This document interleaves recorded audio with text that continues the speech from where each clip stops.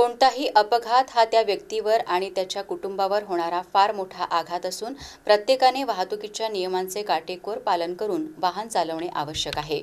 Helmet न घातल्यामुळे डोक्याला गंभीर दुखापत होऊन रस्ते अपघातात नागरिकांना आपला जीव गमवावा लागतो. हे अपघात कमी करण्यासाठी रस्ता सुरक्षेच्या दृष्टीने सूक्ष्म नियोजन करावे, तसेच रस्ते अपघात टाळण्यासाठी प्रभावी अंमलबजावणी करण्याचे निर्देश जिल्हाधिकारी विनय गौडा जीसी यांनी संबंधित यंत्रणांना दिलेत.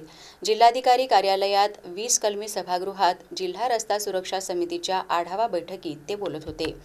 जिल्ह्यातील अपघात प्रवण स्थळांची अर्थात ब्लॅक स्पॉटची माहिती घ्यावी.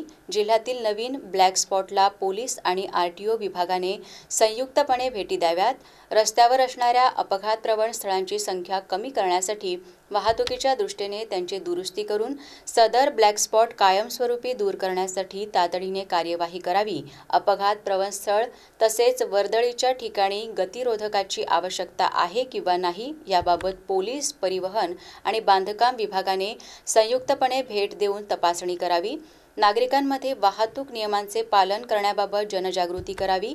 विशेषतः शाळा महाविद्यालयात शिकणाऱ्या मुलामुलींमध्ये प्रामुख्याने जनजागृती मोहीम राबवण्याच्या सूचना देखील दिल्यात.